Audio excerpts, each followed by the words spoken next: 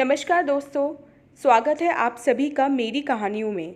मैं हूं शिखा और एक बार फिर से आपके लेकर आई हूं एक नई कहानी और उम्मीद करती हूं कि ये कहानी भी बाकी कहानियों की तरह आपको बेहद पसंद आएगी और आप पहले की तरह अपना प्यार और सपोर्ट मेरी वीडियोस पर बनाए रखेंगे। तो चलिए अपनी आज की कहानी शुरू करते हैं। दोपहर का खाना निपटाकर सुनीला थोड़ी देर आराम करने के लिए बिस्तर पर लेटी ही थी कि घंटी की आवाज़ सुनकर उसे फिर दरवाज़ा खोलने के लिए उठना पड़ा। वह भुनभुनाती सी उठी कि इस मरे पोस्टमैन को भी इसी समय आना होता है। पोस्टमैन से चिट्ठियाँ लेकर मेज पर रखकर वह जा रही थी कि एक पत्र पर उसकी आंखें जमी रह गईं। उसने पत्र हाथ में उठाया। निसंदेह यह लिखाई आशा की ही थी, पर इतने लंबे अंतराल के बाद जल्दी जल्दी चिट्ठी खोलकर उसने पढ़ना प्रारंभ किया। प्रिय सुनीला, अमित स्नेह, तुम सोच रही होंगी कि इतने सालों बाद कैसे तुम्हें चिट्ठी लिख रही हूँ। सच कहूँ तो तुमसे संवाद स्थापित करने की हिम्मत ही नहीं जुटा पा रही थी। किस मुँह से तुम्हें चिट्ठी लिखती। जो कुछ भी मैंने तुम्हारे साथ किया है वह तो अक्षम्य है, पर तुम्हारा सरल हृदय तो सागर की तरह विशाल है। तुम उसमें मेरा यह अक्षम्य अपराध अवश्य समेट लोगी, यह सोचकर लिखने की धृष्टता कर रही हूँ। मेरा हृदय अपने किए पर हमेशा मुझे कचोटता रहा है। सोचती हूँ अनजाने ही छोटे से स्वार्थ के वशीभूत होकर अपनी ही कितनी बड़ी हानि की जिम्मेदार बनी। इन सालों में अकेले रहकर समझ पाई कि सारे नाते रिश्तों का सुंदर समन्वय ही जीवन को परिपूर्णता व सार्थकता प्रदान करता है और इन्हीं मधुर संबंधों में ही जीवन की परितृप्ति है। सुनीला, मैं अपने क्षुद्र स्वार्थ के वशीभूत हो भूल गई थी कि संसार में पति पत्नी के संबंध से इतर कुछ स्नेह बंधन ऐसे होते हैं जिनके बिना हम स्वयं को भावनात्मक रूप से अतृप्त और असुरक्षित महसूस करते हैं। नासमझी में की गई उस भूल का एहसास मुझे अब हो रहा है, जब उन्हीं संबंधों के निर्वाह में मैंने खुद ठोकर खाई है।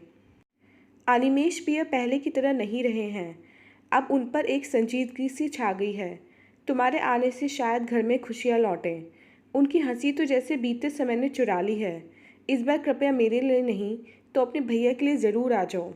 कितने ही रक्षाबंधन निकल गए सोनी कलाई लिए। सुशांत और ईशा भी अपनी बुआ से मिलने को आतुर हैं। माँ जी और पिताजी भी इस बार नागपुर ही आ रहे हैं। सुनीला, यदि तुम नहीं आई तो मैं यही समझूंगी कि तुमने मुझे क्षमा नहीं किया और जीवन पर्यंत इस अपराध बोध को ढोती रहूंगी। तुम्हारे स्नेह की आकांक्षी, तुम्हारी भाभी आशा। पत्र पढ़ते पढ़ते सुनीता व्याकुल हो उठी। उसकी आंखों से अश्रुधारा बह चली। पर कितना अंतर था इन आंसुओं में और सालों पहले बहे उन आंसुओं में, जब उसने बड़े भैया के पास कभी न जाने की प्रतिज्ञा की थी। कहीं अतीत में उसका मन भटकता चला गया। सुनीला को याद है कि कैसे आनंद तिरेक में डूबी वह हर रक्षाबंधन पर मायके दौड़ी चली जाती थी। उस दोपहर भी वह हर वर्ष की तरह भैया के लिए ढेर सारी राखियाँ और मिठाई, नारियल वगैरह खरीदने बाजार गई थी। आखिर क्यों न लाती, अपने भैया की कलाई पर राखी बांधने वाली वह इकलौती बहन जो ठहरी। पर उस क्रूर सत्य से वह कहाँ परिचित थी जो घर पर उसकी प्रतीक्षा कर रहा था। घर आकर वह अपने पैकेट अंदर कमरे की अलमारी में रखने जा रही थी कि अंदर से आती खुसर पुसर से वह वहीं ठिठक गई। यह तो भैया की आवाज़ थी। वे भाभी से कह रहे थे, सुनीला बड़ी देर से दिखाई नहीं दे रही, कहाँ गई है। गई होगी अपने लाडले इकलौते भाई के लिए खरीदारी करने। खैर, यह तो बताओ कि राखी बंधाई पर सुनीला को क्या देना है। मैं तो अपने मायके जा रही हूँ, पर आशा, त्योहार पर तुम घर में नहीं रहोगी तो सुनीला क्या सोचेगी। जो सोचना हो सोचे, मेरी भला से। देखो जी, कह देती हूँ, 100 रुपये से अधिक हम नहीं दे सकते।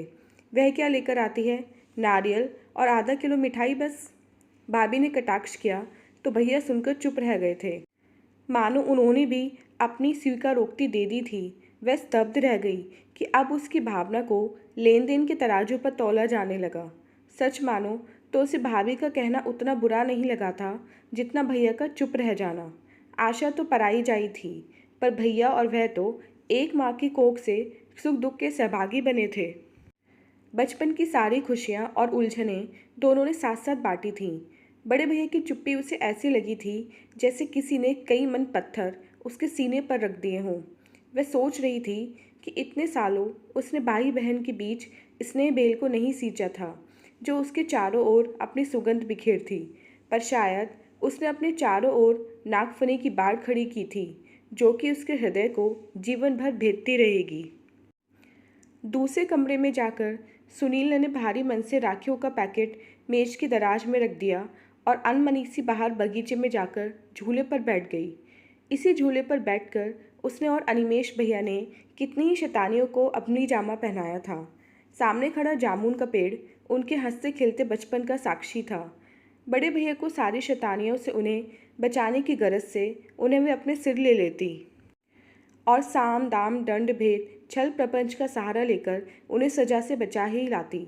अनिमेश इंजीनियरिंग के अंतिम वर्ष का छात्र था। रात दिन भैया के पीछे साई सी लगी उनकी एक एक ज़रूरत पूरी करती रहती, जिससे कि उनकी पढ़ाई में किसी तरह का व्यवधान न पहुँचे।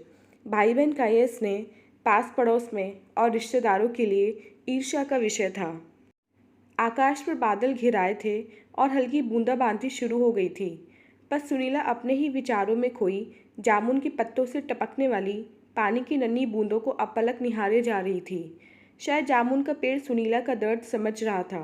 उसके अश्रु भी नन्ही बूंदों के रूप में पत्तियों से झर रहे थे। सुनीला, कहाँ खोई है? पानी बरसने लगा है, चल अंदर चलकर चाय पी ले। माँ कब से सामने खड़ी थी, उसे अंदाज़ा ही न था। अंदर भाभी से चाय का कप हाथ में लेते समय वह सोच रही थी कि कितना अंतर था इस स्नेहमयी भाभी में और उस आशा में। शायद बनावट ही ऐसा संबल है जिसके सहारे हम सामाजिकता का निर्वाह कर पाते हैं। अनमने मन से उसने चाय पी और बोली, माँ, शॉपिंग करते करते बहुत थक गई हूँ, थोड़ी देर ऊपर जाकर लेटूंगी। ऊपर आकर कमरे में अंधेरा कर सुनीला पलंग पर लेट गई। उसे अंधकार से चिढ़ थी, पर न जाने क्यों आज उसे अंधेरा एक सुकून दे रहा था। अनचाही ही उसका मन उससे द्वंद्व कर रहा था। उस दिन अनिमेश भैया का परिणाम आया था। पूरे पड़ोस में नाचती कूदती वह एक खबर सुना आई थी कि भैया इंजीनियर बन गए हैं। मिठाई देने जब वह राधा मामी के यहाँ गई तो मामी ने मजाक ही मजाक में कहा कि मना ले अपने भैया के इंजीनियरिंग की खुशी। भाभी के आने के बाद तो तेरा नाम दो कौड़ी का भी नहीं रहेगा। उनकी बात सुनकर सुनीला एकदम से बिफर उठी थी और राधा मामी से लड़ पड़ी थी कि उसके भैया ऐसे नहीं हैं। वास्तव में अनिमेश भैया ऐसे कहाँ थे। एक बार सुनीला को फ्लू हो गया तो सारी रात उसके सिरहाने बैठे घंटे घंटे पर उसका तापमान देखते रहे। माँ कितना ही कहती रहीं, पर जब तक सुनीला का बुखार उतर नहीं गया वे उसके सिरहाने से नहीं हटे। रक्षाबंधन पर अनिमेश उससे कोनी भर तक राखियाँ बंधवाता और सारे दोस्तों में शेकी बघारता फिरता। पूरे हफ्ते भर तक राखियाँ उसके हाथ से न उतरती। बिना सुनीला के अनिमेश का एक भी काम नहीं होता। कॉलेज से लेकर घर तक हर करनी करतूत में सुनीला अपने भैया की सहभागी होती। सुनीला, खाना खा लो, सब नीचे तुम्हारा इंतज़ार कर रहे हैं। यह आशा की आवाज़ थी। सुनीला के विचार प्रवाह में अवरोध उत्पन्न हुआ। नहीं भाभी, आज खाने का मन नहीं है, तुम लोग खाओ। कृपया लाइट बंद करती जाना, मुझे नींद आ रही है। नींद उसकी आंखों से कोसों दूर थी। वह तो आशा के बारे में सोच रही थी कि क्या यह वही आशा है जिसे घरवालों के विरोध के बावजूद वे अपनी भाभी बनाकर लाई थी। उसने आने वाली अपनी प्यारी भाभी के लिए क्या क्या तैयारियां नहीं की थीं। दिन रात एक कर दिए थे उसने भागते दौड़ते। राधा मामी माँ से कहती, जी बहुत बड़े घर की लड़की लाने जा रही हो, कहीं तुम्हारे इस हंसते खेलते संसार में आग ना लग जाए। माँ ऊहा-पोह में पड़ जाती, पर सुनीला ने तो जैसे आशा के लिए सारी दुनिया से लोहा लेने की ठानी थी। आखिर उसने अपनी भाभी के रूप में जिस परीलोक की राजकुमारी की कल्पना की थी वह आशा को देखकर यथार्थ में साकार होती दिखाई दी थी। वास्तव में आशा का सौंदर्य अप्रतिम और रूप अनिंद्य था। नाग चंपा के फूल कितने सुंदर क्यों न हों, पर चारों ओर लिपटे भुजंग उन्हें पास से गुजरने वालों के लिए अगम्य बना देते हैं। आशा के पिता उसी शहर में पुलिस कमिश्नर थे।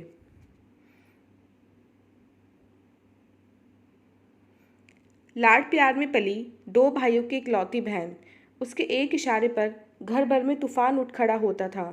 आशा सुनीला की ही क्लास में पढ़ती थी। सुनीला तो उसे मन ही मन भाभी मान बैठी थी। अनिमेश और आशा का रिश्ता तय हो गया। आखिर कमिश्नर साहब को भी घर बैठे इंजीनियर कहाँ मिलता। इसी बीच भैया ने रेलवे में कार्यारंभ कर दिया था।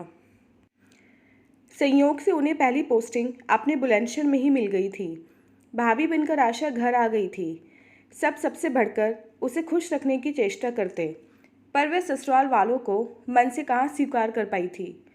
उसने अपने और घर वालों के बीच जो रिश्ता नियत किया था उसे औपचारिकता मात्र कहा जा सकता था।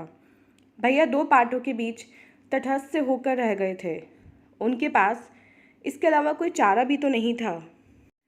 सब एक ही छत के नीचे अजनबी से रहने लगे थे। जब तक सुनीला की शादी नहीं हुई थी, इस अजनबीपन के एहसास को ढोते रहना उसकी मजबूरी थी।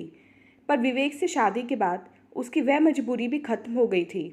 विवेक हैदराबाद में एक अच्छी फर्म में प्रबंध निदेशक था। संयुक्त परिवार था उसका। अपने ससुराल में विवेक की पत्नी के अलावा वह सबकी प्यारी भाभी और बहू सब कुछ थी। शायद आशा से मिले घावों ने उसके संवेगों को और ही संवेदनशील बना दिया था, जिनमें तपकर वह कुंदन हो गई थी। निलय और निशांत के होने के बाद उसका मायके जाना कम होता चला गया। उस त्रासद सत्य से शायद वह खुद ही आंखें चुराने लगी थी।